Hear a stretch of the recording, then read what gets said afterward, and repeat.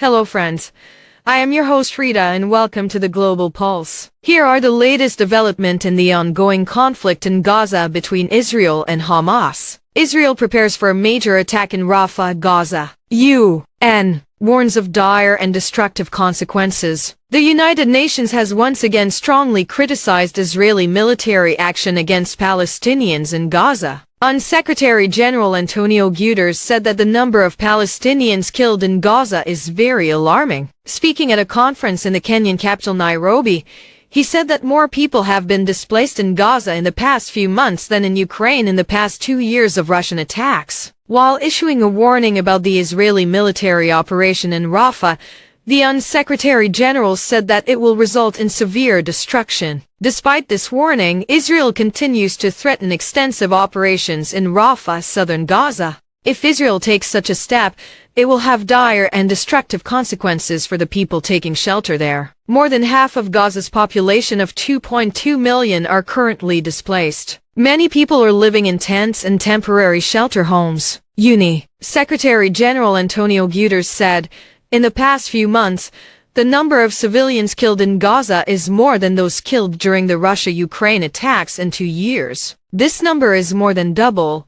Meanwhile, the United States has hinted that Israel has violated international humanitarian law in some instances during the conflict in Gaza by using American weapons. However, the U.S. government has also stated that there is not complete information about it. A report has been submitted in the U.S. Congress regarding this matter. The U.S. President has ordered an investigation into how Israel has used the American weapons since last year. Since October 7 last year, in the ongoing Israeli military operations in Gaza, nearly 35,000 Palestinians have been killed, while more than 80,000 have been injured. People have taken to the streets against the Israeli government. Meanwhile, pressure is increasing on the Israeli government to release Israeli prisoners from Hamas captivity. In recent days, relatives and friends of the prisoners have been demonstrating continuously in Tel Aviv. People have taken to the streets. An appeal has been made to the Israeli government to accept the ceasefire proposal offered by Hamas to release the prisoners. Relatives of the detainees who have been detained fear that if the war is prolonged,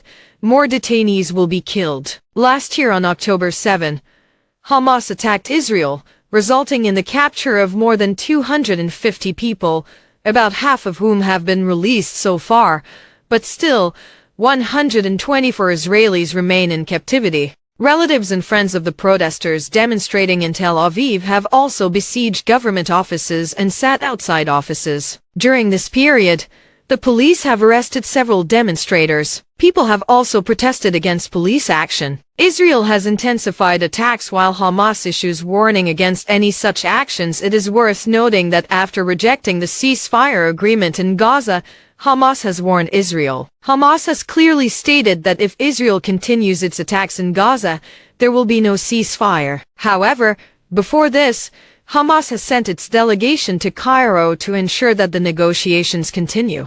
Hamas had agreed to a conditional ceasefire for the release of prisoners, but Israel stepped back. Hamas official Osama Hamdan directly held America and Israel responsible for this. He also said that now the ball is in their court. The decision is for Israel to make. After Hamas allegations, America responded. It said that Hamas did not accept the ceasefire proposal. America stated that with the presence of CIA Director William Burns in Cairo, discussions on the release of prisoners and ceasefire have resumed. Meanwhile, Israel continues its attacks in Gaza. Several airstrikes have been carried out in Rafah. Tanks are now being deployed for ground attacks. Prior to this, people here have also been asked to evacuate Rafah. Because of this, people have been forced to flee once again. America's stance is that this appears to be Israel's limited operation. Prior to this, Israel had refused to accept Hamas' ceasefire deal. Its argument was that the deal is far from its demands. Thank you very much for being with us. Goodbye for now. See you soon.